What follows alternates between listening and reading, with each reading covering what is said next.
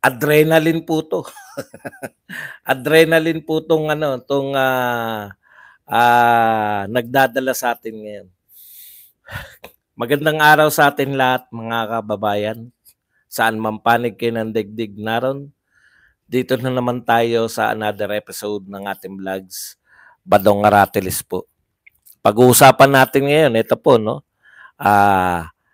ang pinakasikat po na loyalista, vlogger, broadcaster na si Tunying. Hindi na rin po natiis. Ayon po sa kanya, yung termino niya, garapalang katiwalian sa gobyerno ni Pangulong Marcos. Pag-uusapan din po natin, ito pong pinapakalat ni Chis at pinapakalat po ng lahat ng media. Kampi-kampi talaga no? Ang hirap po talagang bakahin, kaya dapat may mga taga-sagot Ipakalat nyo po yung mga sagot namin. Umuwi pala kayo. Oy, Shell Mayor. Anong palagay mo sa amin, robot? Huwag kang mag-ano, Shell Mayor. Babalik kami ron. Ganun po talaga, balik-balik lang. Pero hindi po nawawalan ng tao ron. Okay. Ito po, no? Yung sinasagot po ng media at saka nitong mga matataas na tao o pinakamataas pong tuta itong si waiter Chis. Ang aga naman ng mga ang aga ng mga masipag kayo ngayon. Masipag. Masipag po tong mga to ngayon. Okay. Ito po, si Chis Escudero, ang pinakamahinang Senate President. Ngayon lang po ako nakakita ng Senate President na sunod-sunuran po sa House Speaker. Waiter ng First Lady. At tagasalag. Atakdog. Atakdog po laban kay BP Sara. Alam nyo, sa totoo lang, never po ako nakakita. No? Kaya nila tinanggal si Mig Subiri. Alam nyo na ngayon. Si Mig Subiri, hindi nila maasahan na maging atakdog. Ano sabi ni Mig Subiri bago siya umalis? O yan. Yung wala ka, kumbaga, gusto niyang manatili yung pagiging Senate President. Isa ring mahina yun. Pero at least, hindi siya ginagawang atakdog lang ni Martin. Ang turing lang sa'yo ni Martin, Chis Escudero, alam mo kung ano? Katumbas ka lang ni Franz Castro. Atakdog ka lang. Imaginein mo, hindi sila lahat nagsasalita. Ikaw ang nagsasalita sa mga, kita mo, hindi ka involved, pero ikaw ang tagasalag. Para ka lang si Franz Castro. Senate President ka. No? Wala Okay, yan po mga pag-uusapan natin. Pero bago yan, kung bago ka pa lang dito sa ating channel, mag-subscribe ka na. Dahil ito lang ang tanging channel na may kinikilingan, may pinapanigan, una sa balita, huli sa impormasyon, kaya ano pang hinihintay nyo? Pindot na, okay? Ako, hindi na ako nagulat dito kay Tunying, no? Una, pareho naman sila na kinaaniban ng ayaw ko magsalita ng reliyon, pero alam niyo na, di ba? Siyempre, kahit papano may bigat yung mga sinasabi ng ating number 1 senator na si Marcoleta. Tumitimo po to sa mga mga tao, no? Kaya ito po, natutuwa tayo kay Tunying, yung mga nagagalit na nagsasabing balimbing si Tunying. Alam niyo na, di ba? Napasok agad tayo na maagaga. Okay. ang point, tsaka yung mga naninira na bakit daw ako umuwi. Lahat po ng tao umuwi. Hindi. Alam niyo na yung mga yan. Mga pasimple kunwari, hindi nagpapahalata. Okay. Pero ito po, pag-usapan natin si Tunying. Si Tunying po, pasensya na kayo, Pasensya na kayo, Jared, pasensya na kayo, Abe, at iba pang mga vlogger loyalist, no? Si Tunying talaga ang pinakasikat na vlogger na loyalista, vlogger slash press o media man na taga na loyalista.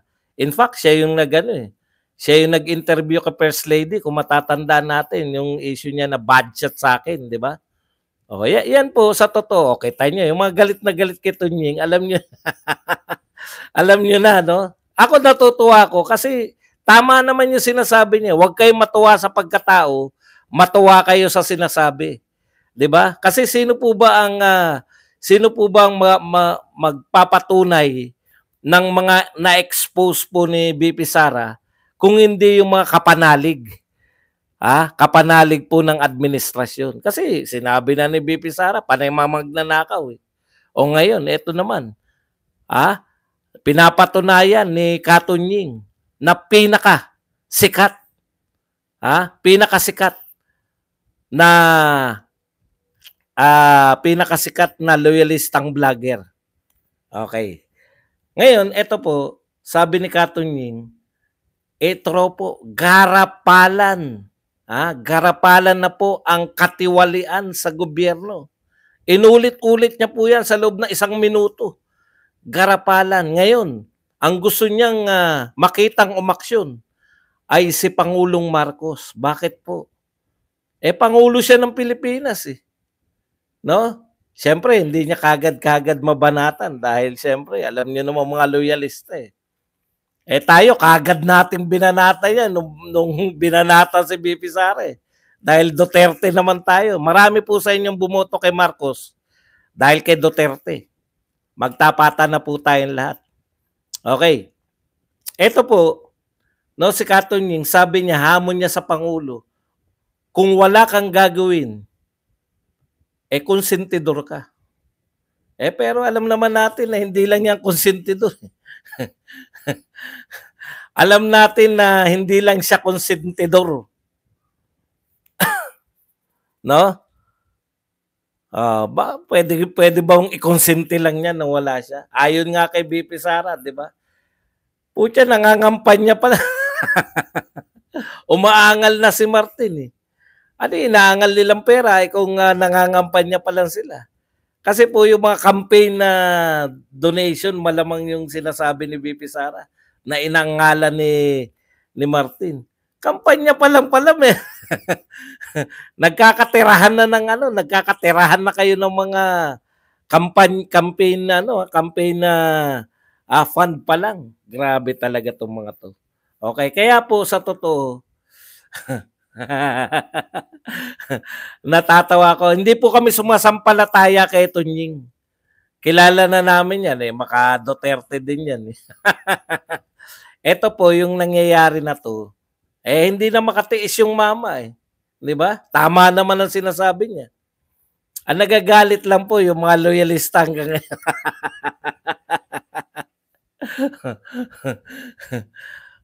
Kita mo. Huwag po kayong makialam at vlogs ko po to. Matagal na po akong tumatawa sa aking vlogs. Nakakatawa kasi kayo eh. Halatang halata eh. Hindi kayo nagpapahalata pero halatang halata kayo. Ngayon lang po ba ako tumawa sa aking vlog? Bakit kayo nagagalit? Bakit kayo nagagalit sa pagtawa ko? Okay, garapal po talaga. At ang sabi pa ni Tunying, gusto niyang sitahin o ikundina ni Pangulong Marcos yung mga porsyento ng congressman at ng mga senador. Pucha. Alam niyo po, nagkakabistuhan po sila eh. Kamakailan lang, nakita natin si Cynthia Villar eh. 'Di ba? Ano sabi ni Cynthia Villar? Bakit mo ba tinutulak yung condominium? Hindi naman pang mahirap yan. Sinabi niya to kay Rizal Tiberos. Yung mga tagahanga ni Rizal Tiberos na parang si Rizal Tiberos ay walang bahid. Ito po, direktang sinabi ni Cynthia Villar. Ang sabi ni Cynthia Villar, bakit mo ba pinagpipilitan yung condominium na yan? May porsyento ka? Dahil may porsyento ka sa ano? Yun pong pinagmamalaki nyo na mahilig manita. Eh, ayon kay Cynthia Villar, nakikiporsyento rin pala. Wala po. Kaya ito po, tama si Tunying, garapalan. Alam ng lahat ng tao na kayong lahat ay may porsyento. Kaya nga siran-sira yung mga flood control project agad eh. No? 5,500. Eh yan po, pinakasikat na loyalista na yan. Hindi pa rin makatiis. No? Ay, bintang natin dyan nung araw, meron pang ano yan, meron pa, tumatanggap pa yan ng generous allowance. Kaya grabe ang paging loyalista. Ngayon po, hindi makatiis. Sabi niya, mahal na Pangulo, kinakailangan, huwag niyong konsintihin yan. Ay, huwag niyo magsalita kayo dahil kung hindi niyo kayo magsasalita, eh kinukonsinti niyo. Dagdagan natin. Ha? Bakit ko konsintihin kung wala rin? Wala rin siya nahihita. Alam niyo po mga kapatid, ito po, kaya dapat hindi natin tinatantanan yung pagsagot eh. Bagamat pumupunta po tayo sa Veterans Memorial, pupunta pa rin po tayo ngayon after ko mag-live, no? Bagamat nagpapakita tayo ng suporta ron at nananawagan tayo ng suporta, eh kinakailangan rin natin sagutin itong mga to kasi mahirap po sumagot dun eh. Marami na masyadong kaganapan dun. Kaya kinakailangan tuwing umaga magsasagot muna tayo. No? Ito po pinapakalat nila ngayon. Kasama po ng media. Ano po sinasabi ni Chis Escudero? Kasama po ng media. Ito po, deeply concerning, inappropriate. Yun pong pagwawala daw po ni BP Sara ay deeply concerning, nakakabahala, at inappropriate. Inano ko po eh. Alam ko yung meaning ng inappropriate pero gusto ko po ng Tagalog. Hindi nararapat, no? Nakakabahala at hindi nararapat bilang isang Vice President ang ginagawa nito ni alam mo, waiter cheese. Sobra yung pagiging attack dog mo. Ikaw lang ang tanging, sige, pupunta na ako ron. Mag-ano lang tayo. Pupunta na ako riyan, abangan nyo lang ako dyan, sasagutin lang natin muna to rito. Para yung mga kababayan natin, alam kung ano sinasagot dito sa mga to. Yung media din po, pareho. Kaya yung media, tsaka to sila, yung mga kakampi ni Marcos, lahat yan, lahat yan na magkakakampi. Katulad nito, ano sabi ng media, na pinangungunahan nitong Rappler.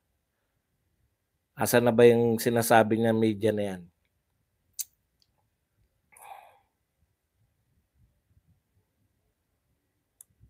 Hindi ko pala natantosan. Pero dito muna tayo, no? Deeply concerning, inappropriate, yung mga pinagsasabi, yung mga pagwawala ni BP Sara. No? Ang galing. Ang galing mo talagang maging attack dog. Ang inatake mo lang si BP Sara. Basa tayo ng konting mga sinabi. This was the standard. Ikaw pa nagbigay, do my actions serve our people and benefit the country that we all love. Okay, sabi po ni Chis Escudero, the Senate leader says he believed that as public servants, their action should always guide by this fundamental question. Ano yung fundamental question na yan? This assess, no? Ito po, minamasama po niya yung pagmumura.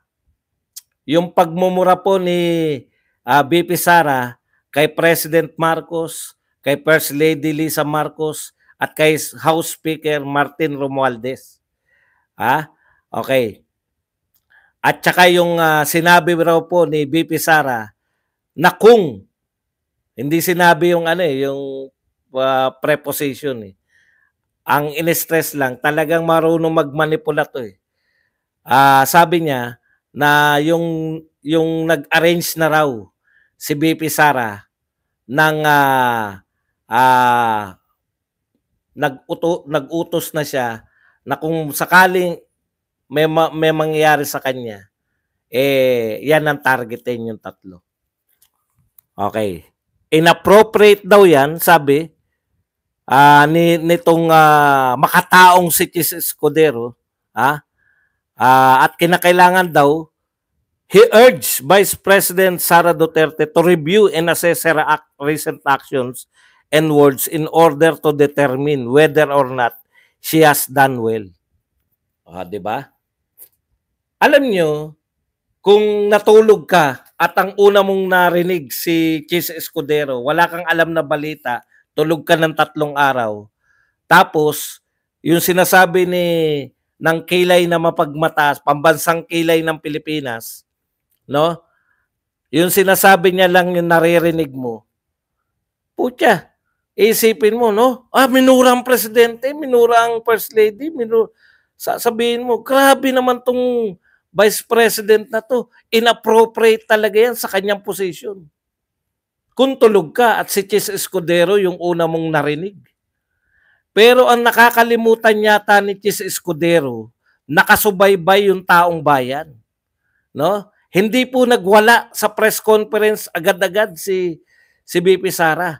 Ipaliwanag lang po natin kay Chis Escudero, nanunood kami.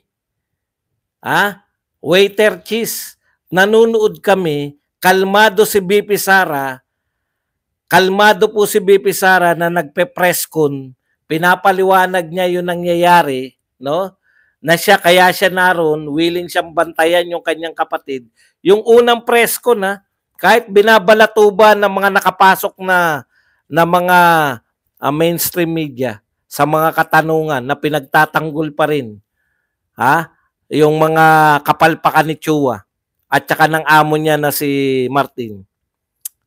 Kung hindi namin napakinggan na kalmado lang si BP Sara, ang ganda po ng sinasabi, dito siya mag-opisina sa Kongreso dahil pinayagan siya ng kanyang kapatid, no? Dito muna siya, magbabantay siya kung hanggang 2025 nilang ipapakulong. Etong si Attorney Lopez, naroon siya hanggang 2025. Ang pinag-uusapan lang kung meron ba siyang mga gamit. Kalmado Kalmado siya, Chis. Ito yung nakakalimutan nyo sa kwento nyo Yung reaction, bakit nagwala. Yung kinukwento nyo, nagwala si BP Sara, nagmumumura. Inappropriate. Ano ang appropriate sa'yo? Yung ginawa nila, abogado ka, Chis. Tandaan mo, huwag mong lanlangin yung mga tao. Abogado ka. Hindi kriminal si Attorney Lopez. Nakipagtulungan. Yung sinasabi niyong umattend. Nakipagtulungan, hindi niyo nakitang nagsisinungaling. Lahat ng sagot, sinasagot naman, you may not like what she's answering, but she's answering in the best of her ability. No? Sumasagot po.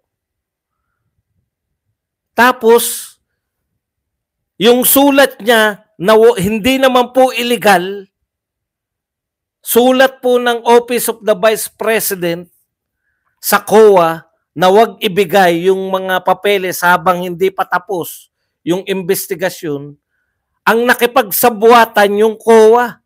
Confidential pan dyan, yung pinag-uusapan natin. Bakit nyo ilalantad sa mga tao for the first time? O ngayon, nalalantad kayo. Sino may mga confidential fund na inimbestigahan? Wala. Tanging si BP Sara lang. Maski mayor, maski governor, merong confidential fund. Pero sino lang po ang tanging inimbestigahan? Si BP Sara. May nakita na ba silang anomalya? Wala pa, so far. Wala pa so far. So, ibig sabihin, no? Yung sulat nila na legal, sinabi lang ng kriminal na si Castro. Opo, kriminal po si Castro. Bakit po? Convicted.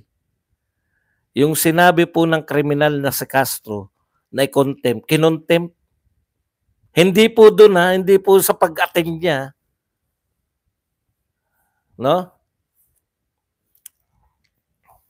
Kung maniniwala kay Ramon Tulfo hanggang ngayon, putya, wala kayong mga bait sa sarili. Ilang beses na ba yan nagsabi ng kung ano, no? Okay. Alam mo, Chis, eto yung panyanyari. Walang kasalanan si Atty. Lopez, wala kayong sinasampang reklamo, wala nga kayong kaso, ipakukulong nyo sa koreksyonal, no? Ipakukulong sa koreksyonal, yan ang utos. Ano sabi ni Bato? Dati siyang Bucor. Mga convicted criminal lang ang kinukulong sa koreksyonal. Convicted ba si Atty. Lopez? Abogado ka, Chis. Wala kang nakikitang inappropriate dyan. Natural, naroon ng Vice President, nakita niya mga mata niya, tumatawag sa kanya, pinuntahan ako, pinasok ako rito sa detention cell niya. Detention cell. Yun po ang legal na utos. Ikulong siya dyan sa Batasang Pambansa.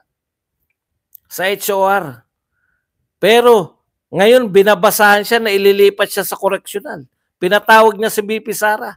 Nakita niya sitwasyon, iyak ng iyak yung kanyang kaibigan. Iyak ng iyak yung kanyang tauhan OBP. Sa pressure. Nanawagan sila ng presscon, nag-presscon. Nag-breakdown. Anong klaseng gobyerno? Wala nang batas. Abogado ka, Chis. Batas dapat yung una mong pairalin. Pero ang pinuna mo yung pagwawala ni BP Sara. Sinong hindi magwawala? Ang tagal-tagal na. Ito po yung lahat na nasama ng loob. Sumabog na si BP Sara. Natural. Tao siya. Hindi siya waiter. Hindi siya atakdog. Kaya siya nagwawala. Ang pinupunan nyo ngayon, hindi karapat-dapat, no? Hindi karapat-dapat, si BP Sara, sabi ng media, hindi karapat-dapat yan, ganyan pala yan. Na maging presidente, baliktad. Ang tatay niya palamura.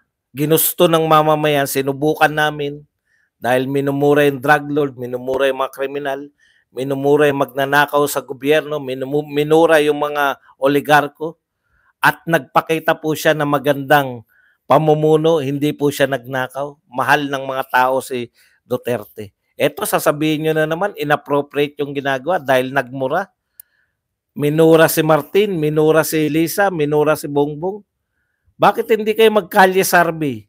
Tanungin ninyo ang mga tao, gusto ba nila yung minura ni Vice President? Ano ang mas gusto ninyo? Yung maging presidente, yung pag may baha na, sasabihin sa lahat ng tao nakaharap sa media, anong gagawin natin? Yung sinasabi ni Tunying na konsentidor ng pinaka-garapal ng mga katiwalian. Congressman at senador. Lalo na po yung mga nagmamagaling. Bakit hindi kayo magsipirma ng waiver para magkita natin lahat ng mga pera nyo? Bakit hindi kayo mag-submit sa drug test?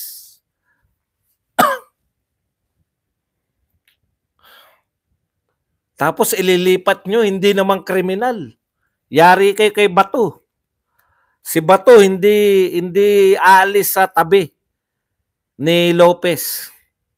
Hindi na kayo makakadalawa. Ililipat nyo sa koreksyonal? Dahil lang sa kapritsyo. We are not anymore governed by laws. We are governed by Franz Castro. Hindi kami papayag. Yun ang kriminal eh. Ang aga nilang magsipasok. Ramdam na ramdam nyo ba? Sige. Okay, punta po tayo sa mga iba pang mga reaksyon, no? Maganda to, may baon-baon tayo habang bumabiyahe tayo. Pinanunood nyo yung ating mga sagot. Alam nyo, siyempre pinalalaganap nila eh. O ito po, yung sagot natin na minumura si Lisa at saka envelope, sa envelope. Alam nyo, gusto pala lang ni BP Sara, tinigilan nila yung sa envelope. May nakapagtimbre siguro sa kanila. Huwag nyo nang banatan yung envelope na yan. Mabubueltahan si First Lady dyan.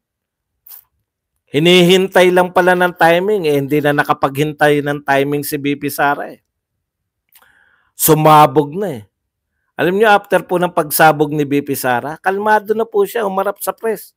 Kalmado na siya umarap. Dalawa po yung, eto po ganito po nire-recognize na ni BP Sara yung papel ng mga vlogger. Ako, pasalamat talaga ako sa recognition eh. Una, may press conference siya para sa mga press people. No? Kasama ko ron kasi hindi namin alam, para sa press lang pala yun. Iba pala yung para sa vlogger. Kaya pala hindi kami napapapasok. Eh, syempre, nagpaalam ako sa pinakapinuno ng... Tinutokis ako nung kaya kami nakarating doon sa press. Sabi ko, press na po kami, press po kami. Para daw sa press lang yun, para sa media. Kami na po bagong media ngayon, vlogger media kami. Naguluhan, di ba? Eh, paalam po kayo ron sa pinaka-hepe ng pulis. Sir, ano po kami? Vlogger po kami ni BP Sara.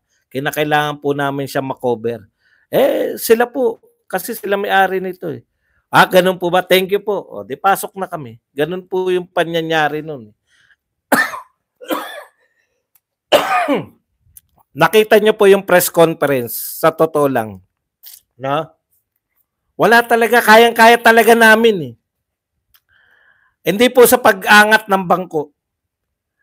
No? Kayang-kaya po namin yung mga taga-media. Kahit po sa mga tanungan. Mas malalalim magtanong yung mga vlogger. Bura-bura. Mas malalim magtanong si Badong. Kasi...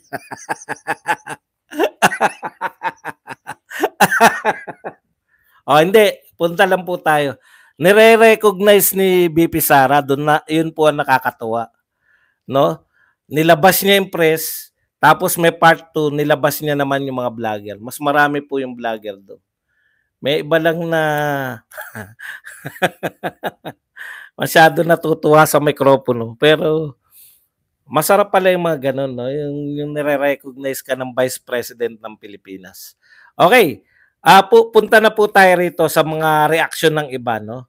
Ayan, ito po. Kaya po tayo napunta rito. Kasi sabi ni BP Sara, wala kang ang posisyon sa gobyerno, Lisa Marcos. Namimigay ka ng pera ng gobyerno. Kay Lisa pala yung mga sobre-sobre na yan. Ano kayo? Napahiya kayo ngayon. Tinigilan nila. Siguro may nagtimbre. Uy, wag nyo banatan yung sobre-sobre na yan. Hindi kay BP yan. Tapos sisirain yung pangalan na kasama ko sa Office of the Vice President. Sasabihin nyo sa mga tao, nakaw yan. Confidential funds yan. Niwala nga kayong isang proof na confidential funds yan. Kita nyo. Ganyan po yan. Okay, punta tayo rito. Ito ito pinakakalat nila. Tinanong lang daw kay Piatos, nagwala na.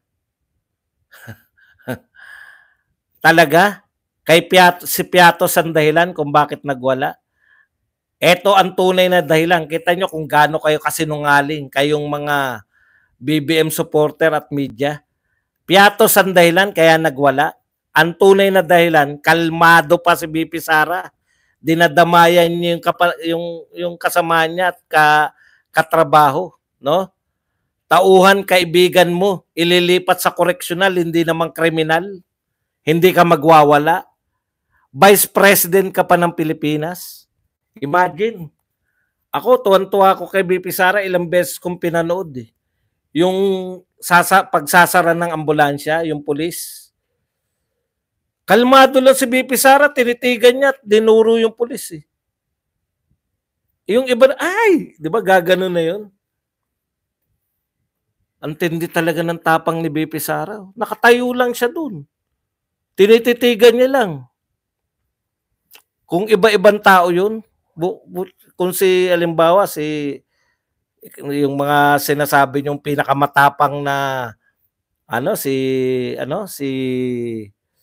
Ontiveros yun. Baka, ay, Mr. Chair, Mr. Kayo, Mr. Chair. Gagano, matataranta na yun.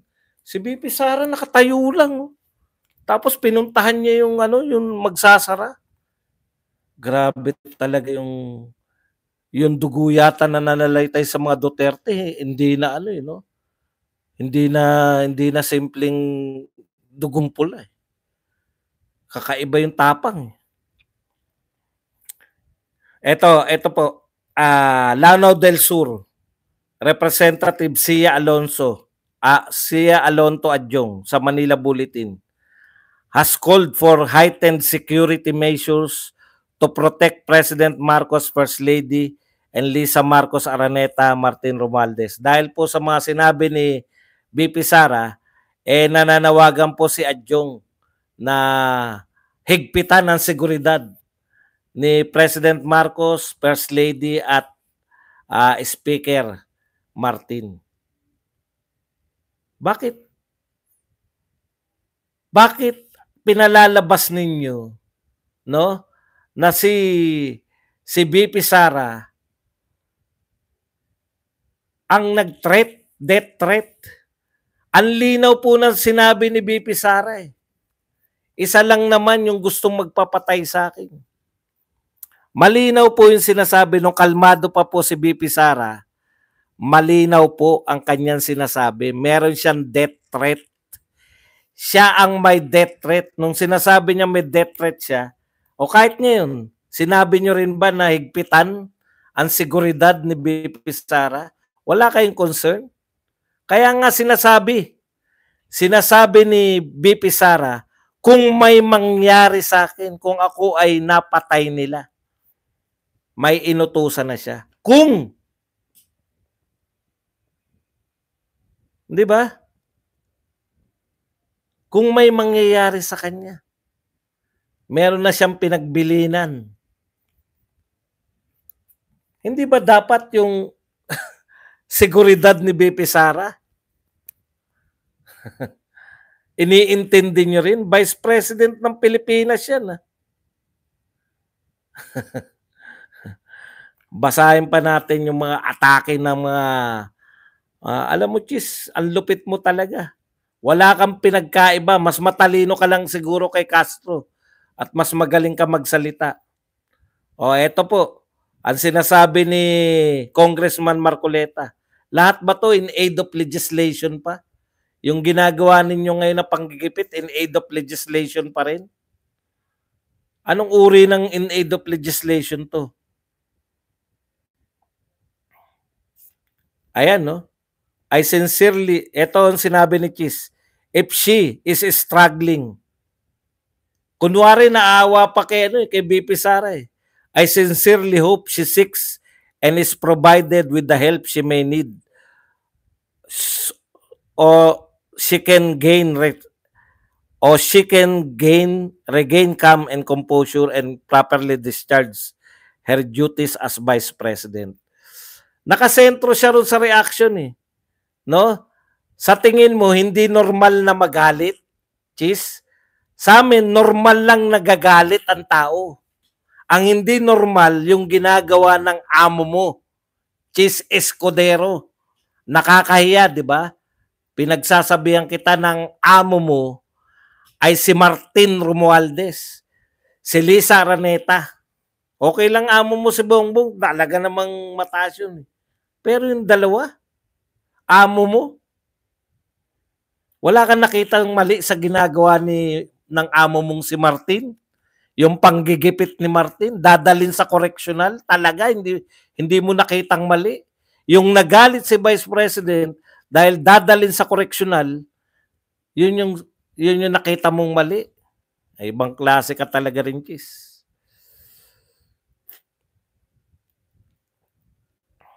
Ito po ang sabi ni Senator Bato. Taga-Bucor kasi to. Sabi ni Senator Bato, hindi po tama yan. Di pa na-filean ng kaso. Kung itreat mo, parang kumbiktado na. Women's correctional is for convicted criminal. Paano niya po alam? I've been a Director General of Bucor, sabi ni Bato. Siya po ay Director General ng Bucor. Ulitin ko po. Women's correctional is for convicted criminal. O ano, Chis? Ikaw ang abogado, mas naiintindihan pa ni Bato. Kaya ganun nagwawala yung Vice President. Naroon na siya. Gusto nyo kunin yung binabantayan niya. Bakit naroon si BP Sara? Sa tingin nyo? Para mapangalagaan niya. Despite na naroon ng Vice President. Despite na naroon yung Vice President, tatarantaduhin nyo pa rin. Tapos, nagagalit ka dun? Doon ka nagagalit sa anong magalit si BP Sara? Yun yung napupuna mong mali? Yung dadalhin sa correctional na hindi naman convicted. Wala nga kaso eh. Wala nga kaso eh. Dadalhin nyo ron. At ang nagpakulong sa kanya, nagpa-contempt, yun yung convicted.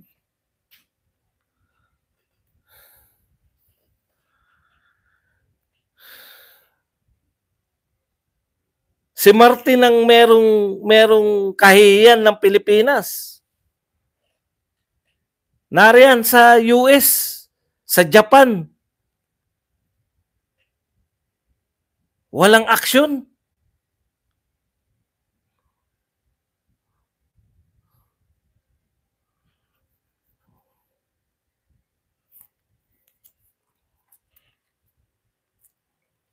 Kaya po, ito po, ngayon, naroon po nagtitipon yung mga kasama natin. Gustong gumawa ng aksyon ng mga mamamayan. Kasi ito po yung anong election, snap election, hindi po pinapanawagan niya, malabo po yan sa patis. Hindi po pwede snap election, hindi yan viable kasi hindi. Kaya po nananawagan na snap election nung panahon ng tatay ni Marcos. Mga may edad yan eh. Ano po yan yung sobra-sobra na po yung time ni Marcos. Parang gusto niya president for life eh. Yun po yun. Yun po yung hugot doon. Ito po 6 years talaga na boto to. Kaya lang ang tanong nga sa mga tao, hanap kayo ng hanap. Sabi, ano nang gagawin natin? Panay dakdak lang kayo dyan, mga vlogger. Ano na gagawin natin? Panay lang ganyan? Ayun na po. Uma-action na po. Suportahan nyo ron. Kung di po, talagang ganun. Basta kami susuporta. No? Ako nga, iika-ika na ako kapon. Yung kasama ko si Marley. Marley! Pareho kaming pilantod. Naglalakad kami ng kilometro, ang haba. Nakakahawa rin sa sarili na katawa-tawa po talaga. Katawa-tawa po Pilipinas. Okay, mag-ano na po tayo. Pwede na po tayong magtanong, pwede na po kayo magbigay na